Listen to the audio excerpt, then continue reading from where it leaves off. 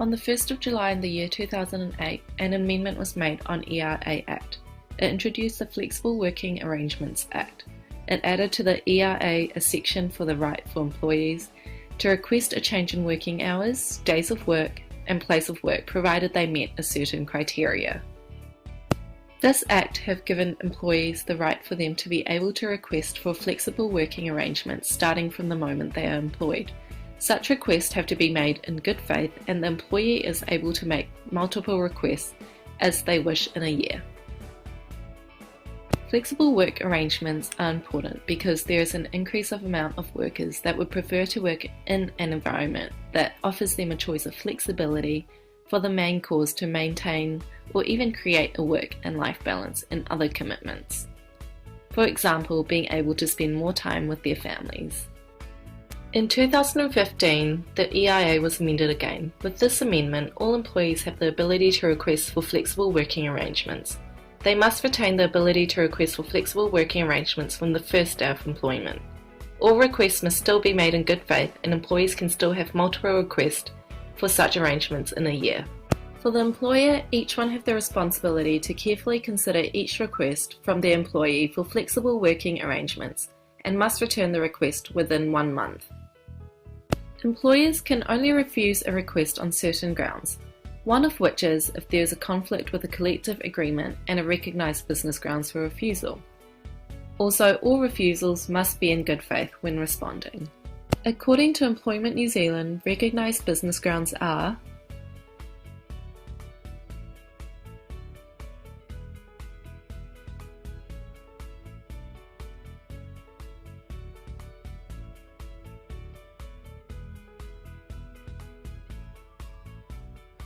That being said, many employers have an increasing interest in adopting flexible working arrangements as they have the potential to increase a business's image, and it is a good business sense.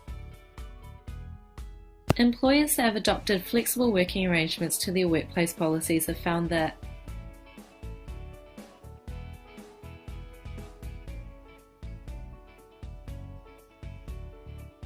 it also allows businesses to meet with the ever-changing tide of the labour market more easily and effectively.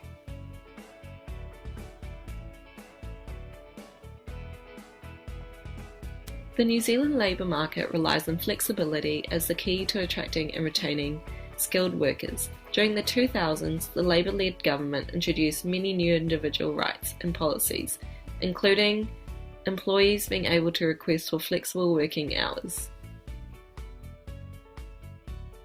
Flexible working agreements is embodied in the ERA Act 2007. The idea around flexibility is the right to request flexible working arrangements.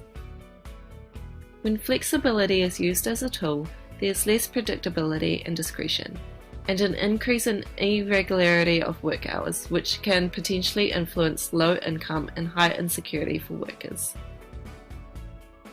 When political power shifted to the national-led government in 2008, many changes had been made to the ERA. Therefore, by allowing employers to have more flexibility, National believed that this would create more jobs, reduce labour costs, transaction costs, and increase predictability and efficiency. This aligns with Maslow's thoughts on the concept of flexibility, as it may impact positively on employers as they can benefit greatly, but at the expenses of employees. In contrast, the Labour government's ideology differs as they see National's idea around flexibility as undermining the sustainable economic growth by increasing equality against the underclass.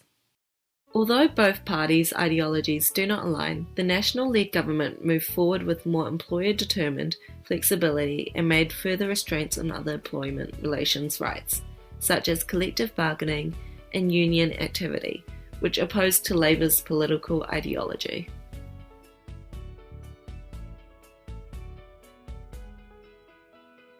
Specifically looking at the perspective of employer in the tripartism, where flexible working hours can be viewed differently for men and women.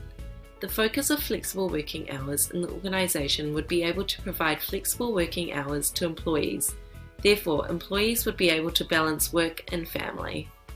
For example, giving female employees the ability to work in school hours and days in which she would be able to care for her children after school. The employer would also provide different employment types, such as contract, part-time, casual, on-call, shift work, flexible working weeks and days, and flexi-time. These are types of flexible working arrangements. The types of flexible working arrangement enable employees to work according to their necessities. Therefore, an organisation has many alternative employment types to be able to cater for different employee depending on individual situation. Looking at where the employer could bring flexibility under organisational, numerical, functional, temporal, locational and financial flexibility. These provide employers an efficiency of good production level, employment gain and advantage in a positive manner for the employer. Therefore, if flexible working hours provide negative benefits in the employer's business, it would cause distress and conflicting goal between the tripartite. Flexibility can also be categorized under giving employee the ability to pick up their children from school, where the employee would cover this by working extra hours before they finish work. In addition, flexibility in working hours for an employer would be to concentrate on ensuring working hours done by employee matches hours of production schedules, where the amount of hours done by employees should match up to the production level of an organisation. Therefore, employers would not want the government and employees demanding a certain hour of flexible work that is not capable of reaching the production level of an organisation, where it can be reasonable for employers to be satisfied with flexible working hours as far as it does not hinder in their business. Flexibility at work, and looking at the employer perspective, it can be seen that employers would bring in reorganisation of work that will bring efficiency at work and that will decrease cost. Where the employer perspective in the tripartite can be concluded is that employers provide many alternatives when it comes to providing flexible working hours, where employees and the state perspective and changes should not become a barrier for the employer business, the efficiency and financial loss. Employees are important because they are the forefront of the businesses. It is said that all employees have a right to request flexible work from the first day of their employment. According to Employment New Zealand, an employee, whether their contract is full-time, part-time or casual, they are entitled to an employment agreement in writing. Referring back where employees have a right from their first day of employment, they must make their request in good faith. This means that employers and employees have to make sure that they deal with one another at all times fairly. In other words, both parties must be honest, open, fair, constructive, cooperative, proactive in providing each other with relevant information and consider all information provided. They must respond promptly, thoroughly to reasonable requests and concerns and treat each other with respect. More importantly, employees can make as many requests as they wish in a year. This makes it easier for parents who are wanting a work-life balance or more flexible hours in the busy lives they have. Not only can employees make as many requests as they wish, employers must play their part by responding to the employee's requests within 1 month in writing. Employers must answer their employees' requests in good faith, and they can refuse flexible working arrangements on the grounds listed in the ERA 2000. Employees have basic rights that include paid time off work, the minimum you can get paid, public holidays, sick leave, and bereavement leave.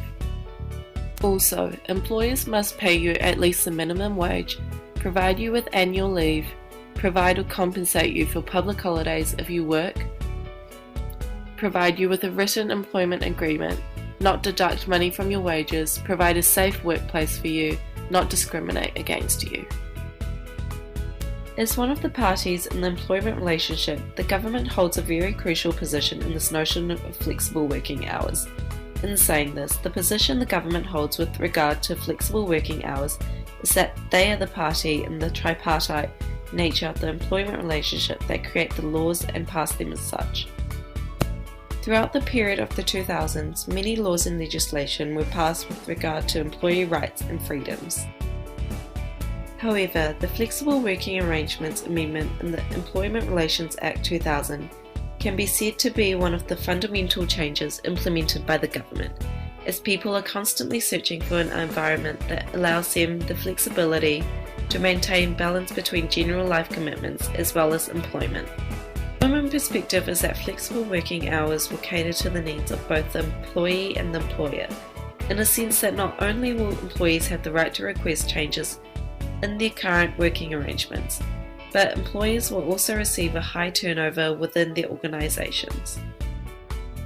With regard to the position of the government on such a law, it does not necessarily provide individuals with a free pass to request when and where they want to work at their convenience, but rather provide them with the right to a process. Such a process is governed by the government itself. The governance begins when the state passes a law to allow employees and employers to negotiate flexible working hours. The position of the government on flexible working hours protects all three parties in the employment relationship, in a sense that it is clearly stated in the Employment Relations Act 2000 that both the employee and employer must deal with a request for flexible working hours on the basis of good faith. Therefore, when such standards are not adhered to, the government acts as a mediator in the form of this piece of legislation, the Employment Relations Act 2000.